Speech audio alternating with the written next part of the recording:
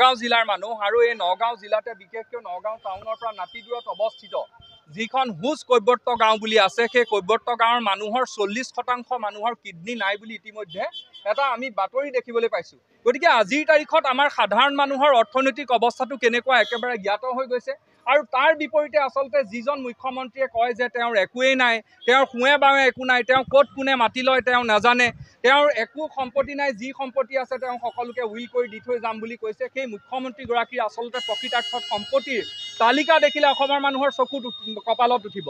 গতিকে আমি সেই বস্তুবিলাকক যাতে ৰাইজৰ ওচৰলৈ আমি লৈ আনিব পাৰোঁ তাৰ কাৰণে এই আমি ব্যংগাত্মক প্ৰতিবাদ এটা কৰিছোঁ।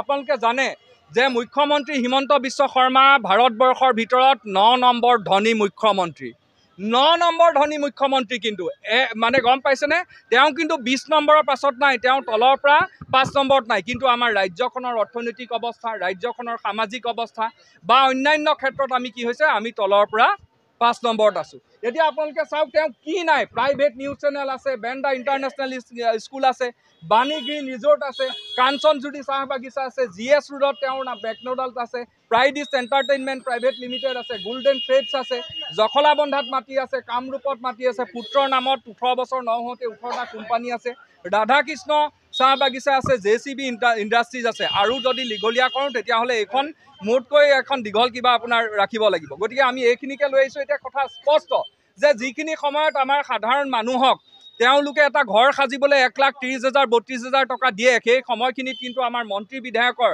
পত্নীসকলে, মন্ত্ৰী বিধায়কসকলে 5 লাখ টকীয়া 10 লাখ টকীয়া তেওঁলোকে জেকেট পিন্ধে, তেওঁলোকে চেণ্ডেল পিন্ধে, জোতা পিন্ধে, 20,000 30,000 1 লাখ টকীয়া চেণ্ডেল জোতা পিন্ধে।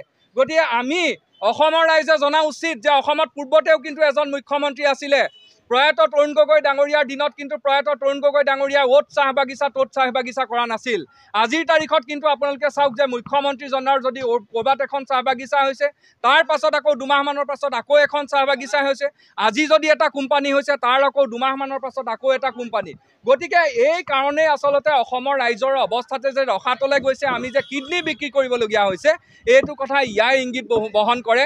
আৰু আমাৰ মূৰৰ ওপৰত যিটো ধাৰ হৈছে যে 48,000 টকাৰ যিটো ধাৰ, এই ধাৰৰ অন্যতম কাৰণ হৈছে এই যে সা সম্পত্তি, এই যে মন্ত্ৰী বিধায়কসকলৰ সা সম্পত্তি, এই যে মন্ত্ৰী বিধায়কসকলে আপোনাৰ ৰেংলাৰ গাড়ীত ঘূৰি ফুৰে, এই যে মন্ত্ৰী বিধায়কসকলৰ পত্নীসকল ল'ৰা ছোৱালীবিলাকক আপোনাৰ আমেৰিকাত কোটি কোটি টকা দি পেলাই পঢ়াইছে, এই যে মন্ত্ৰী বিধায়কসকলে আমালৈ অহা গীৰ গাইবিলাক তেওঁলোকে উদৰস্থ কৰিছে, এই যে মন্ত্ৰী বিধায়কসকলে আমাৰ হ'বলগীয়া সকলো যিবিলাক আমাৰ ৰাইজৰ নামত আহে তাৰ খৰচ ভাগৰ পাৰ্চেণ্টেজ লৈ পেলাই তেওঁলোকে এফালৰ পৰা গোটেই দুৰ্নীতি কৰিছে।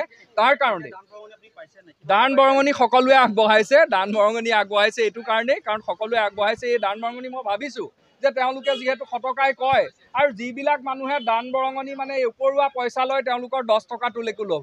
গতিকে আমি ভাবিছোঁ আজি 100 টকাই নুঠক 200 টকাই উঠক, এই পইচা আমি সংগ্ৰহ কৰি পেলাই আমি মুখ্যমন্ত্ৰীৰ পৰিয়ালৰ লগতে আমি অন্যান্য যিসকল বিজেপিৰ মন্ত্ৰী বিধায়ক আছে তেওঁলোকলৈ আমি পঠিয়াই দিম।